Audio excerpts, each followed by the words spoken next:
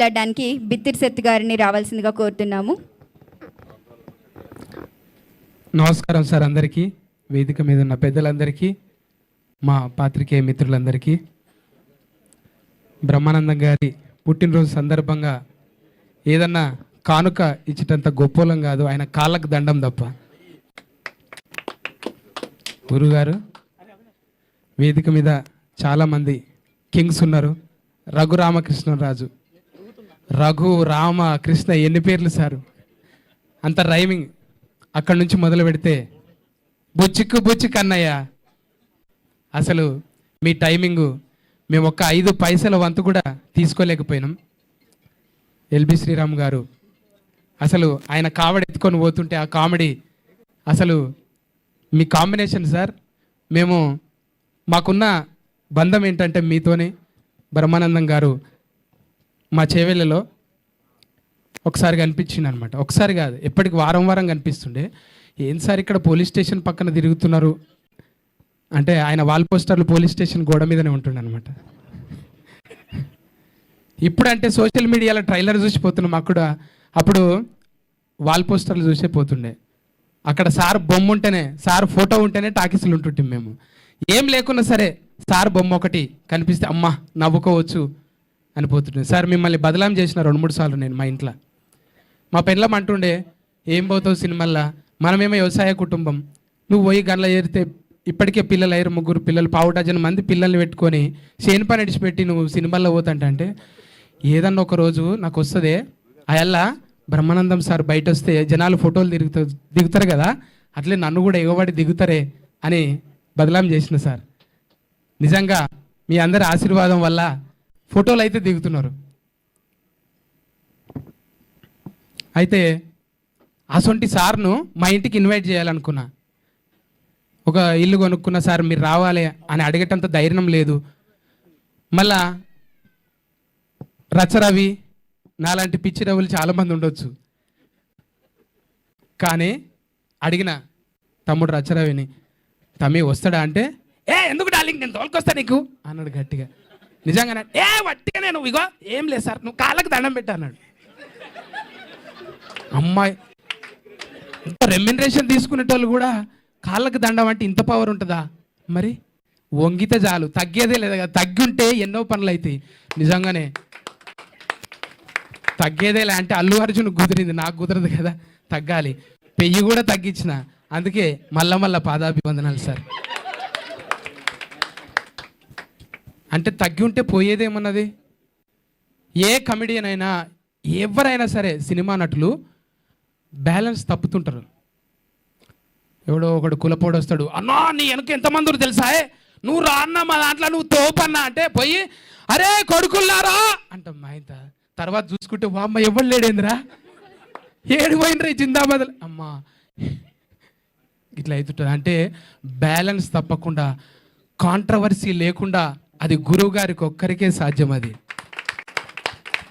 ఎంతమంది ఎన్నిసార్లు ఇన్ఫ్లుయెన్స్ చేసినా కూడా అవునా అని ఒకరికి ఇప్పుడైతే నెక్స్ట్ ఎవర్రా అని అంటే సరే వస్తాం సార్ మేము అంటే అంత బ్యాలెన్స్ చేయగలిగిన ఒకే ఒక్కడు ఆ బ్రహ్మయ్య. మీకే కుదిరిందయ్యా అది. ఇంకా చాలా చెప్పాలని సార్ మీ గురించి, చాలా చెప్పాలని ఉన్నది. ఎవరింట్లో కూడా ఆయన వచ్చుడే ఎక్కువ. అంటే మా ఇంట్లో 4 పోలేలు తిన్నాడు. పోలేలు అంటే తెలుసా బచ్చాలు? అరే ఏమున్నాయి రా సత్తిగా అంటే, నాకు చూడాలిగా ఉన్న 4 లేచి ఇలవడ్డాయి. మా పోరలు నీకు అంత క్లోజా అంటే ఏమనుకున్నావురా అంటే మేవాడా అని అంటుంటే, వాళ్ళు బ్రహ్మానందం సార్ మనకు తెలుసు, మా ఇంట్లోకి వచ్చిండు. అబ్బా ఇక ఏ చుట్టాలు అందరి చుట్టాలను మర్చిపోయి సార్ చుట్టే తిరుగుతున్నాడు. నేను దించొస్తా పోరలు. అరే నీ కొడుకులు ఇంత పొడవైన రారా అంటే, మరిగా సార్ బ్లెస్సింగ్ సార్. నిజంగా మా తప్పటడుగుల్ని సరి చేసుకోవడానికి మీరు ఒక సూత్రం సార్, మీరు ఒక సూత్రం. అది ఎంత పథ్యం ఉండాలంటే ఎల్లేదన్న కనవడంగానే లబలబలబ ఉరుకుడు అవుతున్నది. సార్ను చూసి నేర్చుకోవాలి. మాకు ఒక సూత్రాలు చెప్పారు సార్ మీరు, భగవంతుణ్ణి కిచెన్ లెవెల్కి తీసుకురాకుండే అని. ఎంత గొప్ప మాట సార్ అది. అంటే నేను అది తిన్నా, ఈడున్నా, ఆడ తానం చేయలే, శుభ్రంగా లేను అంటే, మనము తల్లితోని కూడా ఒక్కొక్కసారి మనం పరస్కం ఆడతాం. అమ్మ నేను దొంగ నువ్వు పోలీస్, నాయనా నువ్వు అది నేను ఇది అంటే పాత్రలు చేంజ్ చేసుకుంటుంటాం. కానీ మనం కొలిచే దేవుణ్ణి కూడా ఒక్కొక్కసారి అంటారు, ఉన్నావా అసలు ఉన్నావా, ఉంటే కళ్ళు మూసుకున్నావా, ఈ లోకం కుళ్ళు చూడకున్నావా అంటే ఆ పాటలు దేవుణ్ణే తిట్టినట్టు ఉంటాయి. మరి అప్పటి సోషల్ మీడియా లేదు, ఒక్కటి పొల్లు పోయినా ఇప్పుడు రేపు పొద్దుగాలు ఉంటారు చూడు, నోరు జారిన బిత్తిరి సత్తి వాయమ్మా అవి పెట్టలేక ఆ కామెంట్లు చూడలేక మనం బతికేదే అనలే కదా. మన బతుకులనే జోకులు ఉంటాయి, మన బతుకుల పాటలు ఉంటాయి, మన బతుకుల ఎన్నో పరాశకాలు ఉంటాయి. ఒట్టి పరాశకానికే పరాయి దేశం పోయినట్టు ఫీల్ అవుతుంటారు. అవన్నీ దయచేసి చేయొద్దు. ఈ కెమెరాల సాక్షిగా అడుగుతున్నానండి. పొరపాటున ఎమోషనల్గా కొన్ని మాట్లాడుతుంటాం అంటే అమ్మ మీద పరాశకం ఆడినట్టే. అమ్మతో పరాశకం ఆడమా మనం? ఒక్కొక్కసారి అట్లనే మనం ఉండే జీవితాన్ని ఒక్కొక్కసారి కామెడీ చేయాలనుకొని, అందుకే ఆయన చాలా తెలివిగా ఎవరిని బాడీ షేమింగ్ ఉండదు, ఆయనకు ఆయనే చేసుకుంటాడు. ఇప్పుడు నేను ఎట్లయితే సందు పనులు అనుకుంటా, డొప్ప చెవులు అనుకుంటా, తొట్టి కడుపు అనుకుంటా, అట్లా మా మీద మేమే జోకులు వేసుకొని నవ్వించడానికి ప్రయత్నం చేసే అది తప్ప కాంట్రవర్సీ ఎక్కడ ఉండదు.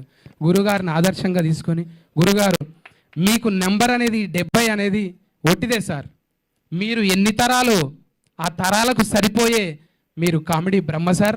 మీ ఆశీర్వాదం ఎప్పుడు ఉంటూ 3వసారి గురువుగారు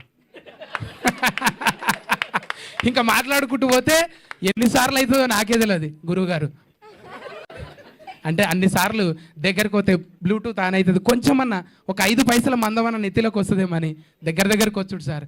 ఎప్పటికీ దగ్గరికి రాలేం కదా sir. Thank you sir. Raghubabu అన్నయ్య, అట్లనే ప్రగతి గారు, చాలామంది ఉన్నారు. మీ పేర్లు సార్ పృథ్వీ అన్నయ్య, థ్యాంక్ యూ అన్నయ్య. ఉత్తేజ అన్నయ్య అంతా ఉత్తేజపరచలేనేమో కానీ TV5 మూర్తి అన్న ఎక్కడవే అంత పూర్తిగా నేను మాట్లాడలేనేమో కానీ కొంచెం ఏదో మడత పెట్టి థ్యాంక్ యూ గురుగారు, థ్యాంక్ యూ. లాస్ట్ సార్ ఇదొక్కసారి. Thank you so much. మాట్లాడతావా? మోమాటం ఉందా? ఓకే, వచ్చిన వాడిని తెలియడానికి గురువు గారికి దండం పెట్టుకో ఫస్ట్. రా తర్వాత నీ అభిమానులు మా ఇంట.